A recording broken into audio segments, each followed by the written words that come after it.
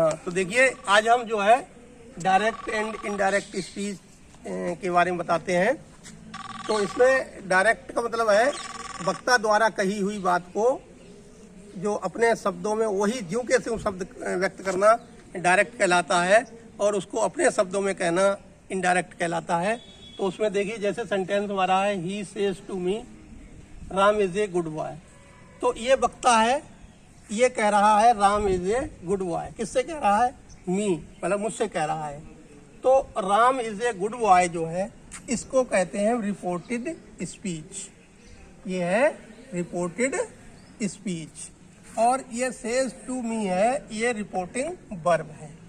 इसका ये सब्जेक्ट है और ये ऑब्जेक्ट है। ये वक्ता है और ये श्रोता है।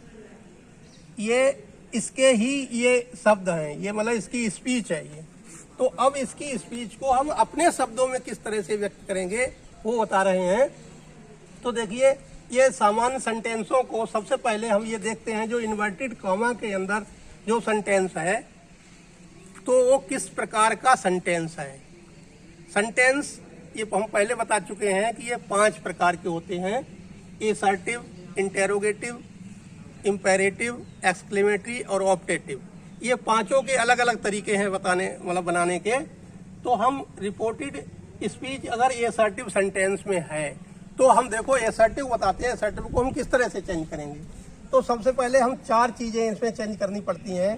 एक तो रिपोर्टिंग वर्ब, दूसरा है इन्वर्टेड, ये इन्वर्टेड कॉमास लगे हुए हैं, इन्वर्टेड कॉमा को हटाना पड़ता है। तीसरा रिपोर्टेड स्पीच के टेंस में चेंजिंग करते हैं।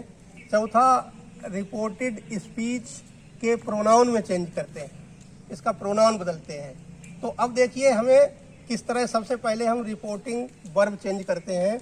यहाँ पर रिपोर्टिंग वर्ब से हो सकता है, सेज हो सकता है या सैड हो सकता है। तो से है तो से ही रहेगा, सेज का सेज रहेगा और सैड का सैड ही रहता है। और यदि इसके बाद टू लगा हुआ है, जैसे सेज टू है या से टू है या सेज टू है या सैड टू है, तो से टू का टेल हो जाएगा, सेज टू का टेल्स हो जाएगा, सैड टू का टोल्ड हो जाता है। अब ये तो रिपोर्टिंग वर्ब चेंज हो गई। अब इन्वर्टेड कॉमा के स्थान पर हम क्या लगाते हैं? कंजक्शन या दैट लगाते हैं।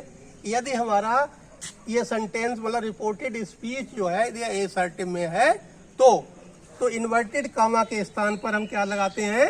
दैट लगाते हैं। अब reporting verb inverted comma change हो गए।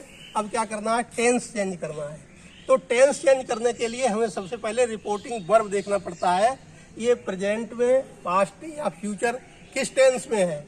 यदि ये रिपोर्टिंग वर्ब प्रेजेंट या फ्यूचर टेंस में है तो रिपोर्टेड स्पीच के टेंस में कोई परिवर्तन नहीं करते हैं।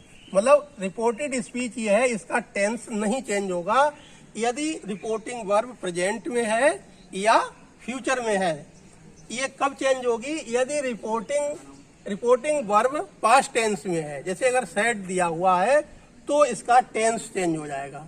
फिर ये किस में चेंज होता है? ये यदि प्रेजेंट में है तो वो पास्ट में चेंज हो जाता है। मतलब प्रेजेंट के इंडेफिनिट को पास्ट के इंडेफिनिट में, कंटिन्यूअस को पास्ट के कंटिन्यूअस में, प्रेजेंट परफेक्ट को पास्ट के परफेक्ट में, प्रेजेंट परफेक्ट कंटिन्यूअस को पास्ट परफेक्ट कंटिन्यूअस में। और यदि पास्ट के इंडेफिनिट में हो तो उसको भी पास्ट के परफेक्ट में। यदि पास्ट कंटिन्यूअस है तो पास्ट के परफेक्ट कंटिन्यूअस में चेंज करते हैं। और फ्यूचर में कोई चीज चेंज नहीं होती, सिर्फ विल का वुड हो जाता है और शैल का शुड हो जाता है। ये आगे लिखते हैं हम। उससे पहले हम ये देख लेते हैं, जैसे ये सेंटेंस है, मान लीजिए he says to me Ram is a good boy. तो ही सेज टू का टेल्स हो जाएगा, मी, और इन्वर्टेड कॉमा के स्थान पर कंजक्शन दैट लगा देंगे। और Ram is a good boy, इसके टेंस में चेंजिंग नहीं होगी क्योंकि यहाँ पर ये प्रेजेंट इंडेफिनिट का है और प्रोनाउन कोई है नहीं, इसलिए इसमें कोई चीज चेंजिंग नहीं होती है।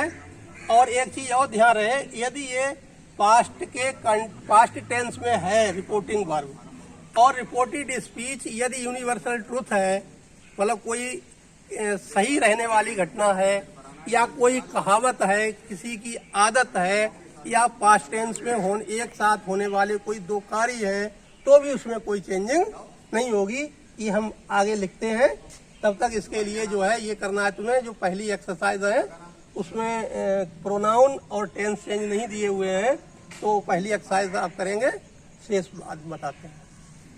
ठीक।